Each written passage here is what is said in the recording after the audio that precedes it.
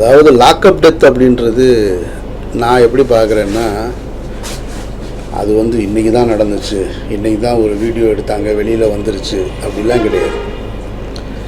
Video எடுக்கிறீங்க எடுக்கலைன்னு இல்லை, காவல்துறை என்பது அது முழுக்க முழுக்க மக்கள் பக்கம் இல்லைன்னு நான் பல நூறு தடவை சொல்லியிருக்கேன். நான் அது அதிகாரத்தின் பக்கம்தான் நிற்கும், செல்வந்தர்கள் பக்கம்தான் நிற்கும். அப்படித்தான் நின்றுருக்கு. இதுதான் வரலாறு.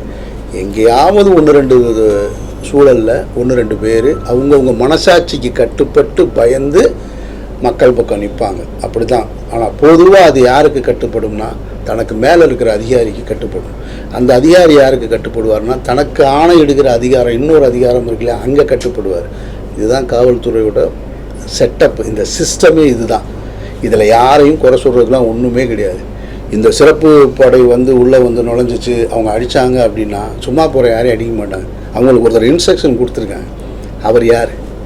அப்போ இவங்க மேலே தப்பு இல்லை, தப்புலாம் நான் சொல்லலை. நான் அவன் மேலேயும் தப்பு இருக்குது. ஒருத்தர் சொன்னால் அடிப்பாரா? உங்கள் வீட்டு பிள்ளைய அடினா அடிப்பாரா? உன்னுடைய சொந்தக்காரனை அடிக்க சொன்னால் அடிப்பியா? இந்த கேள்வி இப்போ இல்லை, பல நூறு வருஷமாக கேட்டுட்டு தான் இருக்காங்க. நானும் எனக்கு நினைவு தெரிஞ்ச நாள்லேருந்து கேட்டுக்கிட்டு தான் இருக்கேன். நீங்கள் பார்த்தீங்கன்னா தெரியும், ஒரு விவசாயிகள் போராட்டம் நடக்குது. அந்த போராட்டத்தில் வந்து ஒரு தடியடி நடக்கும்.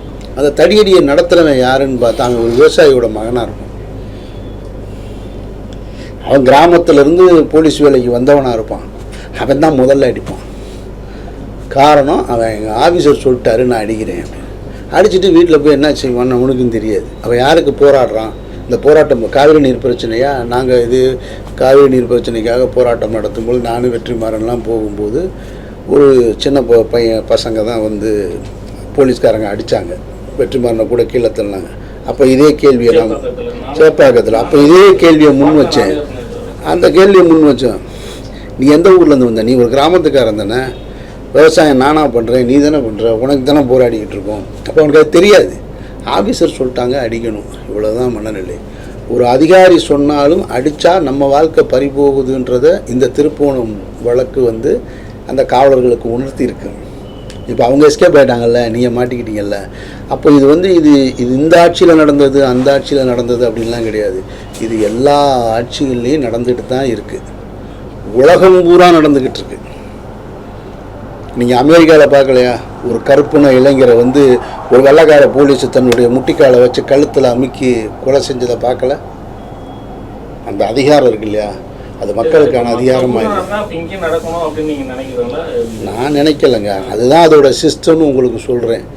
எனக்கு தினம் போலீஸில் 2 டெத்து நடக்கணும், லாக்கப்பில் நடக்கணும்னு என்னோட ஆசையா இல்லை கனவா? அது அப்படி தான் இருக்குது.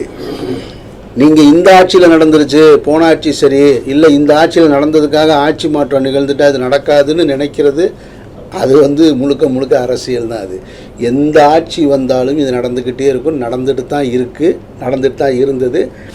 இதில் அப்பட்டமாக சாத்தான்குளமும் திருப்போணமும் வெளியே தெரிஞ்சிருச்சு.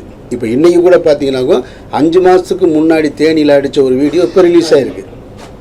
எல்லா ஸ்டேஷன்லையும் நீங்கள் சிசி கேமரா வச்சு எடுத்தீங்கன்னா 365 நாள் இது நடந்துட்டு தான் இருந்திருக்கு. இதில் யாரும் தப்பிச்சதே கிடையாது. அப்போது என்னுடைய ஸ்டேட்டஸ் பதிவே நான் இதை தான் போட்டிருந்தேன்.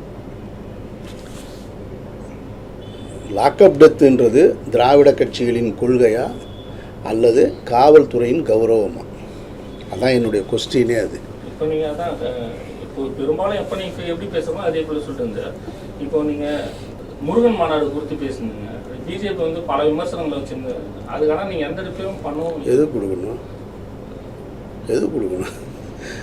அது எது கொடுக்கணும் அதை சொல்லுங்கள். அது சொன்னால் அதுக்கெல்லாம் பதில் சொல்லணுமா?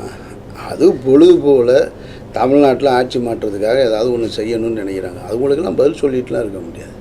என்னுடைய பணி நான் செஞ்சுக்கிட்டே இருக்கேன். என்னுடைய கருத்தை நான் பதிவு செஞ்சுக்கிட்டே இருக்கேன். அவங்க சொல்கிறாங்க, இவங்க சொல்கிறாங்க, இவங்களுக்கெல்லாம் நான் ஏன் பதில் சொல்லணும்? நான் ஒரு கருத்தை பொதுவெளியில் நின்று என்னுடைய கருத்தை வச்சு போராடுறேன். எனக்கு எதிர்கருத்து உங்ககிட்ட இருந்தால் நீ வெளியே வந்து போராடு.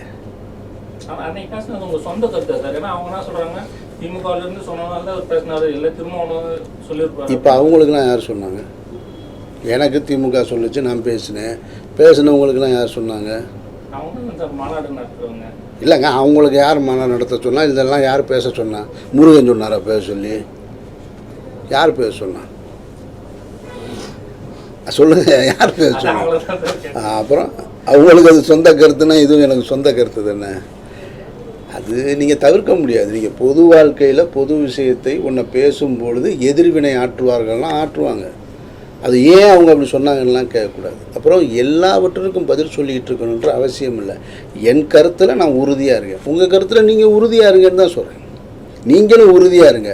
களத்தில் 2 பேரும் போராடுவோம். உங்கள் கருத்தையும் நீங்கள் மக்கள்கிட்ட கொண்டு போய் சொல்லுங்கள், என் கருத்தையும் நான் மக்கள்கிட்ட கொண்டு போய் சொல்கிறேன். மக்கள் எதை எடுத்துக்கிறட்டுன்னு அவங்கள தானே முடிவு பண்ணணும்.